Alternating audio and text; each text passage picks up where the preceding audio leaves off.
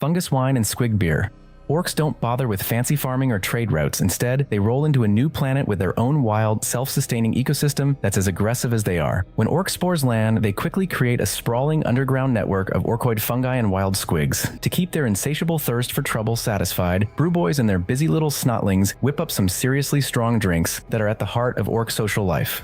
The most popular drink is squig beer, made from the fermented juices of crushed booze squigs. The brewing method is wonderfully crude. Snotlings gather these plump squigs and smash them up in huge, rusty iron tubs. The result? A thick, stinky liquid that's incredibly intoxicating. It's served up in rusty mugs or, during wild celebrations, squeezed straight from a squig's mouth into an orc's throat. Downing it gives orcs a huge energy boost, but it also cranks up their aggression and leads to some seriously nasty hangovers. For the more eccentric orcs, there's orc fungus wine. This potent drink is made from the toxic fungi that thrive in the underground alongside orc communities. It's super strong and a favorite among odd boys. Pain boys chug it to numb their senses before diving into gruesome surgeries on the battlefield, while weird boys sip it to ramp up their already chaotic psychic powers. The bars in orc settlements are the social and economic hotspots for these drinks. Managed by skilled brewboys, these grimy taverns use the brews to settle disputes, celebrate bloody victories, and kick off pre-battle rituals. These drinks are a death sentence for anyone who isn't an orc. The high alcohol content and weaponized fungi make it incredibly toxic to outsiders. Grandpa's Cauldron Stew.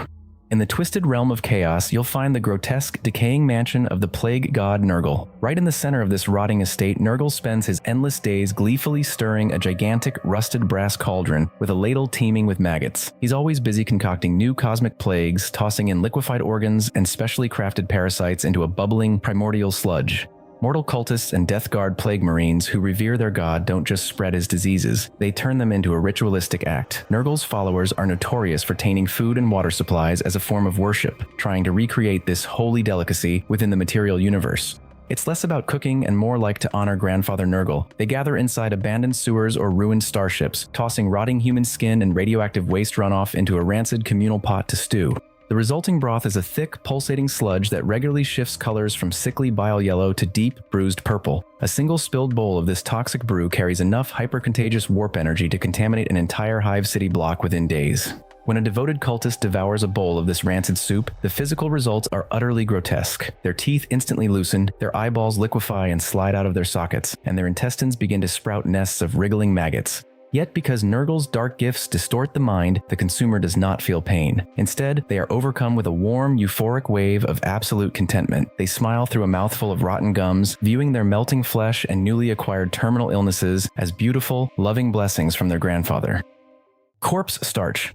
The absolute foundation of the imperial diet, Corpse-Starch is the ultimate grimdark solution to overpopulation and starvation. On crowded hive worlds, millions of citizens die every single day. The Imperium cannot afford to waste space on graves, nor can it waste valuable protein. Under the strict oversight of the Corpse Guild, or Mercator Palladis, massive corpse harvesting parties roam the slums to collect the dead. These bodies are stripped of cybernetics, dumped into towering machine vats called protein reclamators, and ground into a unified, tasteless gray paste. The Departamento Munitorum packages this paste into dented tins or bakes it into chalky, tooth-shattering crackers for unlucky Astra Militarum regiments. Eating pure corpse starch is a thoroughly depressing experience. The processing is intentionally thorough to puree away human identity, but low-quality batches from poorly maintained factory blocks often feature a distinctly greasy texture, a nauseatingly sweet aroma, or a sharp metallic tang.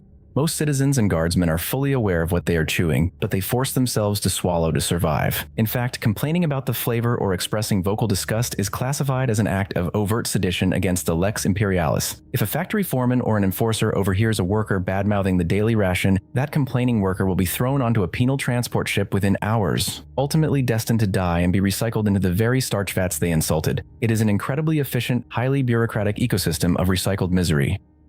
Soylens Viridians. In the harsh, hyper-industrialized world of the Imperium, feeding trillions of humans demands a level of efficiency that can be downright ruthless. The result is a mass-produced ration staple officially known as Soylens Viridians. They describe it as a bland, gelatinous green paste or compressed dry wafer, marketed as a clean, vat-grown food made from green algae, processed pulses, legumes, and recycled organic matter. Chemically tweaked to have no real flavor and engineered to pack in calories, designed to keep a manufactorum worker going through a grueling 16-hour shift. Now here's where it gets complicated, because in the Imperium, what's on paper and what's actually in the vat are two very different conversations. Soylens Viridians and Corpse-Starch are technically separate products. Officially, they come from different supply chains, but on Hive worlds where the Corpse Guild controls what goes into the recycling vats, and where the daily death toll runs into the millions, the line between algae-based slurry and processed human remains has a way of blurring, especially when quotas need to be met. Catachan Devil Tail Skewer. On Catachan, killing an adult male devil is a rite of passage. You prove yourself by going into the jungle with nothing but a blade, finding a creature the size of a land train with 30 sets of legs and a barbed tail that can sting you into insensibility before you even register the hit and coming back alive. The tail is the trophy, but on Catachan, where the Imperium ships in food from off-world because the planet genuinely cannot feed its own people. Every plant is poisonous, every animal is trying to kill you. You don't waste 3 meters of fresh meat just for bragging rights. The barbed, stinging cells get cut away first, carefully, because even a scraping of residue from the venom glands will seize your muscles into knots within minutes. The outer carapace segments are cracked open with the flat of a Catachan fang, exposing pale, densely fibrous flesh underneath that smells sharply of ammonia and something faintly chemical, the residue of whatever the devil last ate, which on Catachan could be anything. The meat is skewered and fire roasted until the fibers go from translucent to a deep amber. The texture is somewhere between gristle and rope. You chew it more than you eat it. Catachan veterans describe the flavor as aggressively gamey, with a faint numbing tingle at the back of the throat. Either trace venom that didn't cook off, or just what a creature that's been eating Catachan wildlife its whole life tastes like from the inside. Either way, nobody complains. Underhive Rat Surprise. For the billions of destitute citizens trapped at the absolute bottom of industrial hive worlds like Necromunda, real meat is an impossible myth. With premium Corpse-Starch strictly rationed by the planetary governors, the starving population must hunt the local fauna. This has given rise to a legendary, stomach-churning underhive delicacy affectionately known to local gangers and factory laborers as Underhive Rat Surprise. The primary ingredient is the giant mutant rat, a creature that thrives in the pitch-black, chemical-soaked ruins of the lower hive levels. These rodents are heavily bloated by consuming industrial waste runoff, often covered in multi-eyed tumors, patches of mangy fur, and radioactive pustules. Underhive merchants trap these aggressive beasts, beat them with pipes, quickly rip off the toughest hide, and throw the carcass entirely whole into a boiling pot of reclaimed industrial cooling grease. The surprise is an entirely literal, often terrifying gamble for the diner. When you dig a cheap plastic spoon into the murky, grease-slicked brown sludge, there is no telling what you will pull out. A diner might retrieve a cluster of still-twitching internal parasites, a handful of razor-sharp wire whiskers, or a half-melted, snarling rodent face staring back at them. The meat itself is rubbery, incredibly gamey, and leaves a heavy layer of chemical grease on the roof of the mouth that resists scrubbing for days. Despite the obvious health hazards, Underhive gangers swear it provides a welcome, savory change from the mind-numbing boredom of gray corporate mush. Nutri Slime. The Adeptus Mechanicus views the biological human body as a deeply flawed, inefficient machine made of fragile meat. When they construct lobotomized cyborg laborers, known as servitors, or field their cybernetic Skitaria legions, they completely disregard human comfort, taste buds, and dignity. To keep these cyber slaves running at peak mechanical efficiency, tech priests synthesize a fuel source known simply as nutrient sludge. The recipe for this sludge is calculated purely through cold mathematical algorithms. Tech priests combine recycled industrial machine runoff, ancient animal tallow grease, failed organic cloning experiments, and basic chemical protein blocks. The final mixture is a thick, heavy, gray-green paste that smells overwhelmingly like a mixture of human vomit and fresh hydraulic engine oil. Because servitors often lack jaws or teeth due to their extensive mechanical augmentations, this sludge is never actually chewed or enjoyed. Instead, the frozen paste is loaded into industrial logistics tanks and pumped under high pressure through grimy, translucent tubes hooked directly into the cybernetic stomach valves of the workers. The Adeptus Mechanicus proudly boasts that the sludge possesses a perfect mathematical nutritional balance designed to maximize productivity. To a normal human, however, the sight and smell of the bubbling chemical paste is deeply traumatizing. Spawn Flesh Sushi. When a mortal champion of the Chaos Gods seeks dark power but can't keep their mind or body intact, they face a terrifying fate. The wild, unchecked energies of the warp completely take over their body, transforming them into a mindless, ever-changing mass of mutated flesh known as a chaos spawn. While most sane beings would run from these grotesque horrors, deranged chaos cultists see them as a sacred, edible treasure. Before the unstable creature can perish and dissolve back into warp slime, cultists eagerly chop off chunks of its rubbery, multicolored flesh. It has to be consumed right away while it's still writhing on the plate. Each bite offers a completely different flavor. One moment it might taste like sulfur, the next like sweet syrup, and there's a serious risk of ending up with a tentacle for a tongue.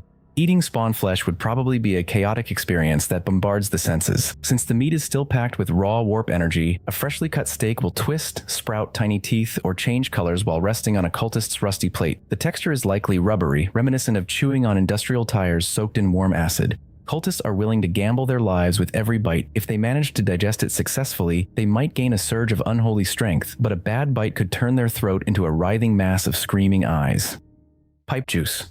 Within the deepest, most neglected subbasements of Imperial Hive worlds, the concept of a functioning supply chain completely dissolves. While the upper hive levels survive on state-regulated corpse-starch, the millions of forgotten outcasts and starving dregs inhabiting the lowest industrial zones are left entirely to their own devices. Without access to rations, these desperate populations harvest a stomach-churning, raw liquid commodity known simply across the Underhive slums as pipe juice. Miles above the Underhive, chemical refineries and noble spires vent their toxic waste downward as this cocktail of heavy industrial machine grease and chemical runoff trickles down through centuries of unmapped, corroded plumbing. It pools on the ceilings of the lowest levels. Over decades, this stagnant, dripping slurry forms calcified, toxic stalagmites of literal slime.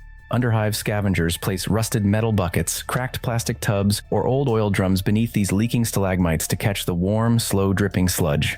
Consuming a cup of pipe juice is a literal gamble with death or damnation. The liquid is thick and frequently bubbles with a faint, radioactive green glow. It smells of sulfur, battery acid, and that organic matter, teeming with aggressive fungal colonies and God knows what parasites. The immediate physical effects of drinking it are horrific. Beyond the guaranteed violent gastrointestinal trauma, the toxic spores trigger vivid, waking hallucinations and neural spasms. Many Underhive cults actively use pipe juice as a cheap, spiritual narcotic to induce prophetic madness and rapid brain rot. Kroot's mystery meat. The Kroot are alien bird warriors who eat everything they kill: enemy soldiers, battlefield creatures, and their own fallen dead. Every time a Kroot eats the flesh of another creature, its digestive system pulls out usable genetic material and folds it into its own biology. Do this long enough, and the kindred physically changes. A Kroot leader called a Shaper manages this process, picking which enemies to fight and which bodies to eat. The cannibalism is where the Tau, their closest allies, go quiet. When a Kroot warrior dies in battle, the kindred eats them. This is the funeral. The Kroot believe a warrior's spirit lives in the flesh, and the only way to preserve it is to consume it before the ground takes it. Getting the diet wrong has consequences. Basically, a Kroot who fed too heavily on brutish prey without a Shaper's guidance slowly devolved into the Krootox, hunched, near-mindless creatures that remember nothing of what they were. Those who ate too much canned meat became Kroot hounds, running on 4 legs and no longer fully Kroot in any meaningful sense. The Shapers have also formally banned eating Tyranids, declared inedible. They tried eating Necrons once on the world of Karak. No Shaper has recommended it since. Thanks for watching until the end. Click here to check out another video and see you in the next one.